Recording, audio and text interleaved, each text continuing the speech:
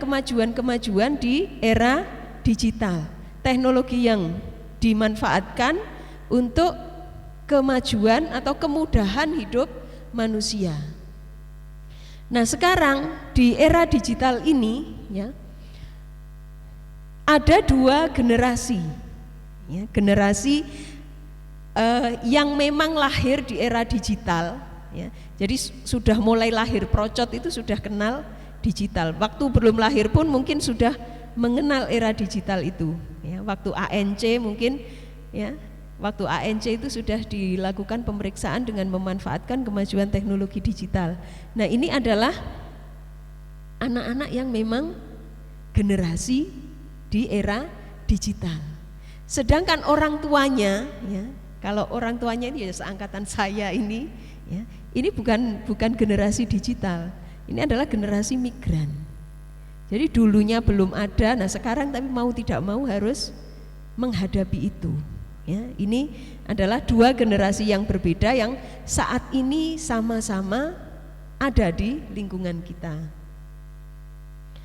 Nah, ciri-ciri dari generasi digital itu, ya, kalau kita pengen tahu identitasnya itu bisa kita lihat dari media sosial. Ya. Ini media sosial itu bisa menggambarkan bagaimana identitas seseorang itu semua sudah terekam di sana. Ya. Bahkan banyak yang katanya dapat jodohnya itu dari media sosial. Ada nggak di sini yang seperti itu? Tidak ya.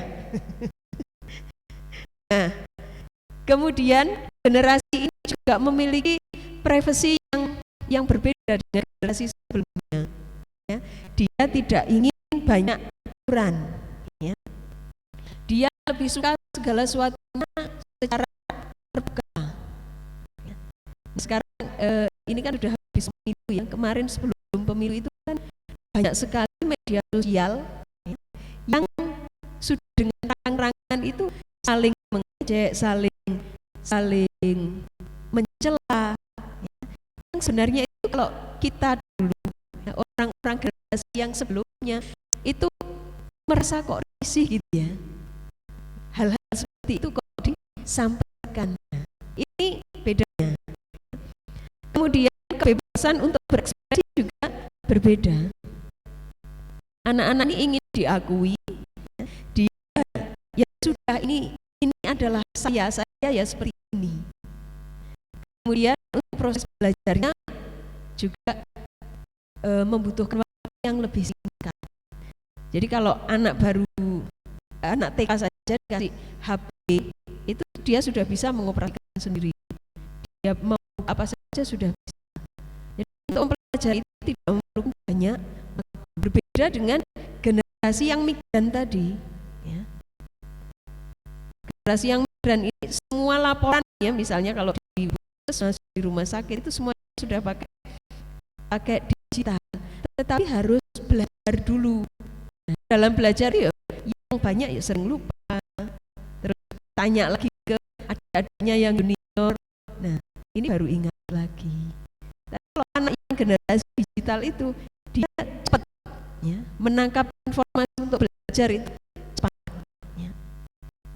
Nah, karena kita berada di dalam generasi yang berbeda, tapi sebagai orang tua kita tetap punya tanggung jawab untuk bisa mengantarkan anak-anak kita ya, dalam dunianya. Jadi tidak boleh mengajar atau mendidik anak itu dengan melihat dunia kita dulu. Dunia anak saat ini berbeda sekali dengan dunia generasi orang tua. Sehingga di sini ada pesan dari Ali bin Abi Thalib itu untuk mendidik anak. Ya, didiklah anakmu dengan zamannya, karena mereka hidup itu bukan zaman kita. Sehingga kita harus bisa menyesuaikan, bisa mengantarkan anak supaya bisa hidup di zamannya. Hidup itu artinya adalah beradaptasi. Hidup itu berarti kita harus bisa mengalahkan segala sesuatu yang menjadi rintangan dalam hidup Ini adalah tugas sebagai orang tua di era digital. Nah, kenapa menjadi tugas berat? Karena kita harus bisa menjadi mengantarkan anak-anak kita itu bisa seimbang hidupnya, ya. Seimbang di era digital, dia harus bisa menguasai kemajuan teknologi, tapi di sisi lain kita juga harus tetap melindungi anak-anak ini supaya tidak terseret. Karena apa? Kemajuan teknologi itu sedikit banyak juga akan memberikan dampak negatif, ya. Nah, sekarang kalau ditanya terus bagaimana meningkatkan kecerdasan, tadi kan generasi kita, ya, generasi orang tua ini, ya, dengan generasi yang dihadapi oleh anak-anak, ya, itu sudah berbeda. Dia perlu waktu sedikit saja untuk belajar.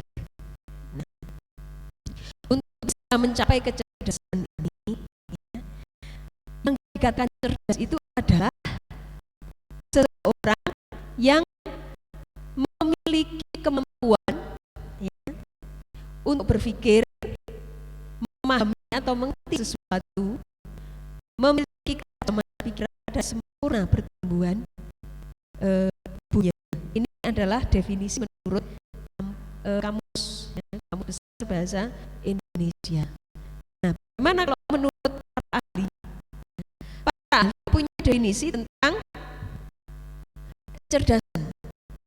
Cerdas itu artinya seseorang yang mampu memecahkan masalah, ya, mampu memecahkan masalah apa yang kita hadapi dalam hidup ini.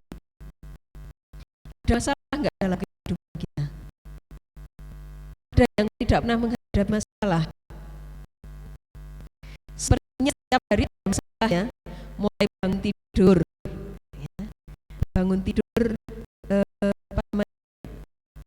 jam 7, bangunnya jam 7:01 ada masalah, ya.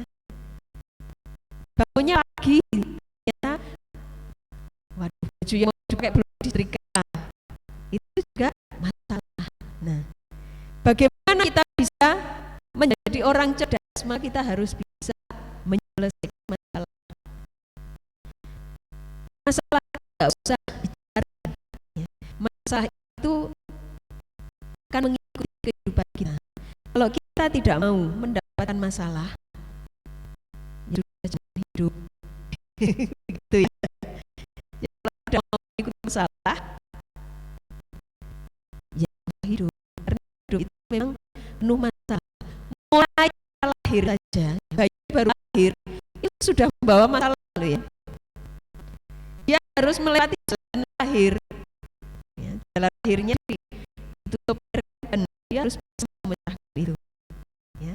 Memecahkan selaput ketuban. Bagaimana caranya? Dia harus menuruni jalan lahir supaya bisa keluar. Sampai di luar ternyata apakah menyenangkan? Waduh, waktu di dalam dihangat, ya, bisa berenang-renang di dalam cairan ketuban, nggak tahu tetap. Ternyata mau lahir itu harus tetap jalan lahir, luar tidak sehangat di dalam. Nah, itu adalah masalah, ya, yang melawan kehidupan. Kalau kita mampu bertahan, ya, kalau baru lahir tadi mampu bertahan, dia akan, ya, bisa seperti sekarang ini, ya, menjadi mahasiswa. Ada yang sudah bekerja, banyak, ya, banyak yang sudah apa namanya, sudah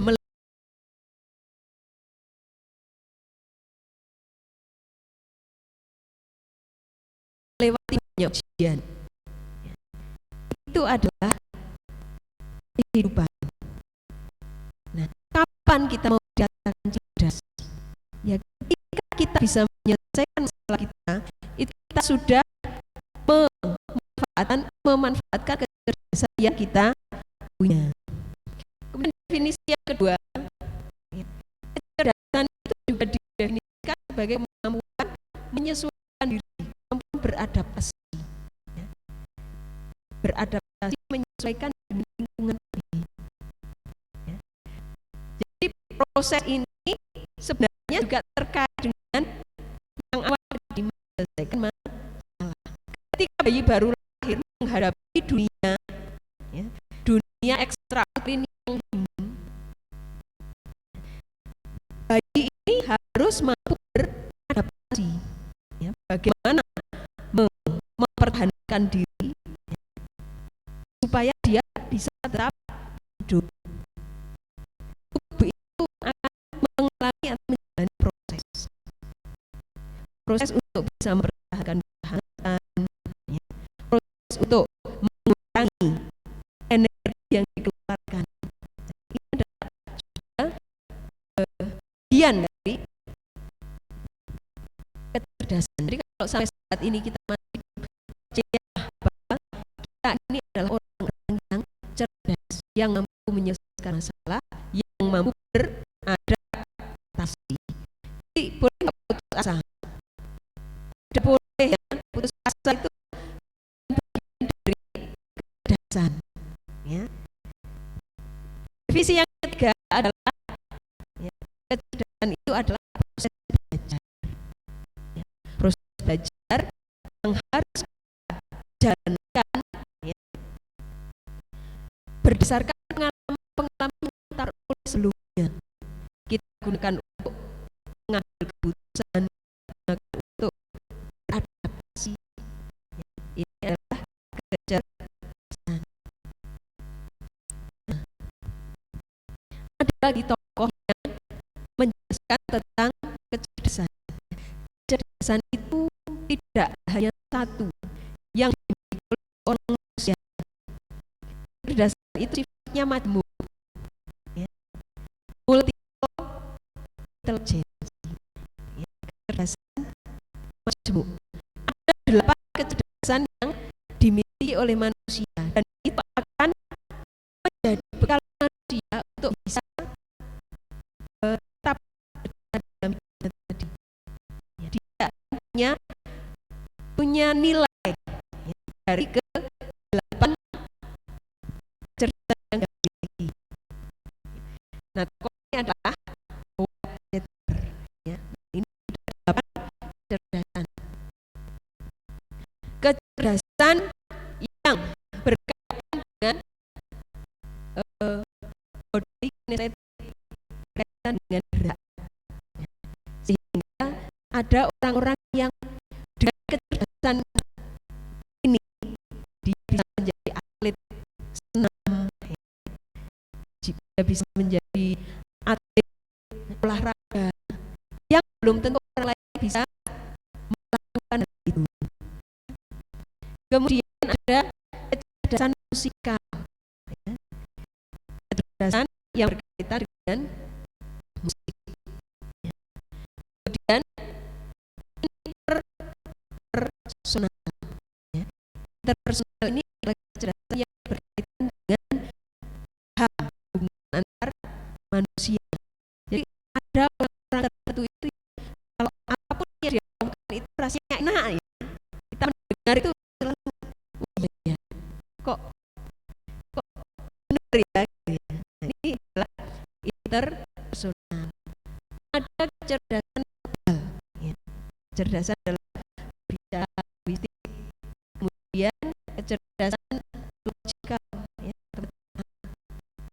Banyak sekali kompetensi yang sudah dikenalkan pada anak kita, mulai dari ya, untuk mengidentifikasi kecerdasan, ya. Pihak matematika. Nah, kemudian kecerdasan naturalistik. Kecerdasan ini adalah kecerdasan yang berkaitan dengan alam semesta, ya. Kecerdasan yang dimiliki oleh seorang untuk mendekatkan dirinya pada alam, pada tumbuhan, pada hewan. Kemudian kecerdasan intrapersonal. Nah, ini biasanya berkaitan dengan kemampuan seseorang untuk bisa mempengaruhi orang lain, ya, memberikan motivasi. Nah, ini kecerdasan selamat jalan. Nah, ini kecerdasan berikutnya adalah kecerdasan visual, ya, atau kecerdasan spasial. Dan terakhir adalah kecerdasan musikal. Nah, bagaimana meningkatkan kecerdasan ini? Meningkatkan kecerdasan, jalannya adalah dengan stimulasi. Nah, kalau kita tahu ada 8 tadi titik kecerdasan, nah yang distimulasi mana? Di titik itu yang bisa stimulasi. Stimulasinya dengan cara apa? Dengan cara apa kita menstimulasi kecerdasan anak? Bermain. Ya, betul sekali, budaya yang berbaju kuning. Boleh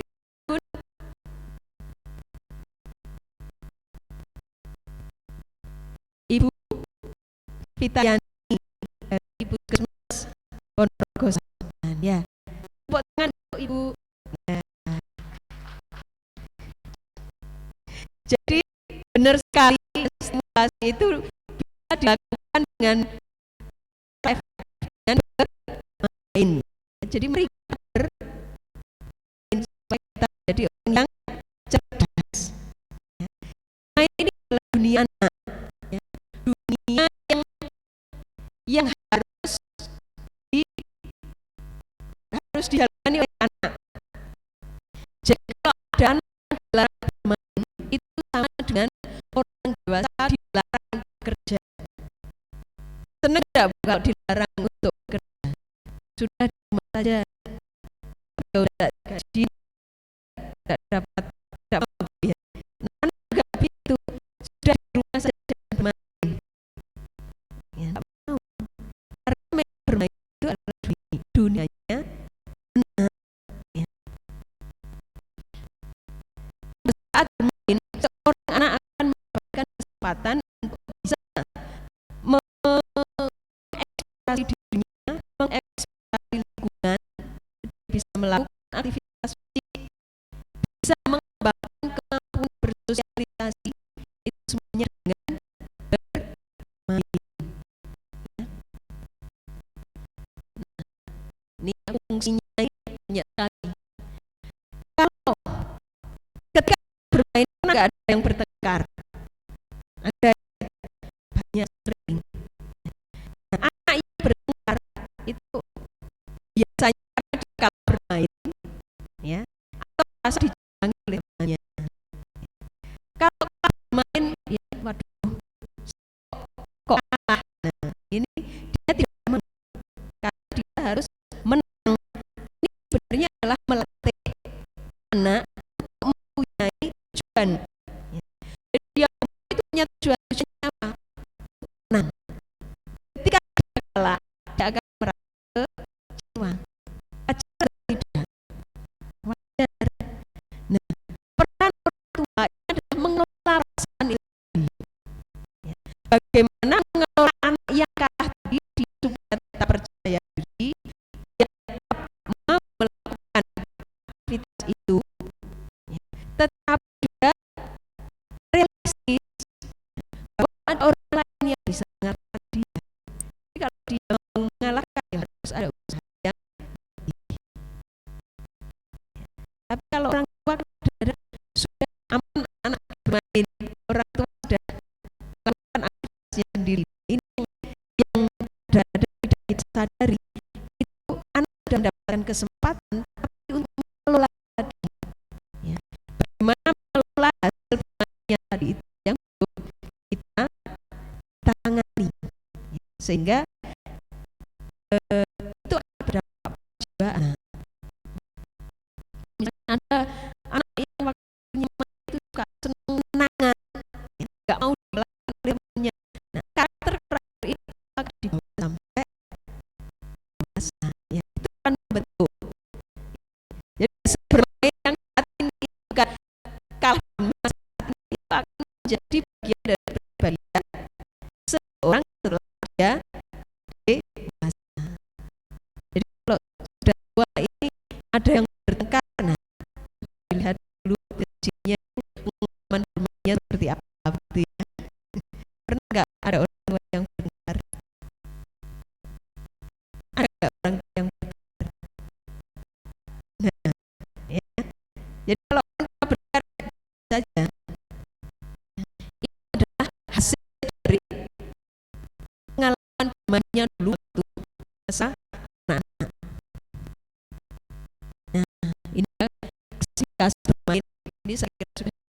dari perkuliahannya. Ini yang pakai jaket biru dari mana? Dari Poltek Malang. Lampus dari Norgo. Ini satu amatir ya, saya juga di Poltek. Saya salah untuk pasti ya. Nah ini tentu sudah didapat dari pilihan klasifikasi bermain itu berdasarkan isinya. Ini ada social activity play, sense of play, skill play dan dramatic role play. Ketika bermain itu anak-anak punya tipe bermain sesuai dengan usianya. Sosial afektif ini adalah bermain yang bisa menghasilkan respon bersosialisasi tanpa bayi di gudang itu di lupa, kemudian senyum. Nah, itu adalah main yang seperti itu ya. Sense of pleasure adalah menunjukkan rasa ketenangan. Main yang bisa membuat hati gembira ya. Skill play bermain dengan berlari-lari ya, menyusun kalau ya. Nah, ini ya, dramatik itu pasangan ya. Ibu dulu pasangan enggak? Ada yang berperan sebagai bakul, yang berperan sebagai pembeli, atau mungkin sekolah-sekolahan ada guru, ada murid, bapak-bapakan, ada yang jadi bapak, ada yang jadi ibu, ada yang jadi anak. Kalau sekarang anak-anak kita itu dapat nggak kesempatan itu? Kayak kok mainnya di depan. Nah itu. Nah itu nanti perannya. Bagaimana dengan dunia yang sekarang itu supaya anak-anak tetap mendapatkan kesempatan seperti yang pernah kita dapatkan. Ya. Itulah fungsinya pendampingan. Sebut saja anak main gadget. Kita yang mengarahkan. Di situ dia misalnya main sepak bola ya. Gamenya sepak bola. Hadirkan kalau kita ini supaya bisa mengerti apa yang ada di dalam game itu. Kemudian tadi kan ada macam-macam ya, kecerdasan tadi semua diberikan.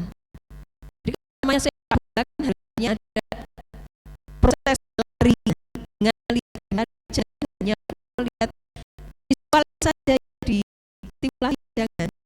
Tapi gunakan itu semua supaya dia juga secara fisik ya, dia juga punya aktivitas sehingga 8 sumber kecerdasan tetap simulasi ya. Di itu kan juga punya apa namanya misalnya ya.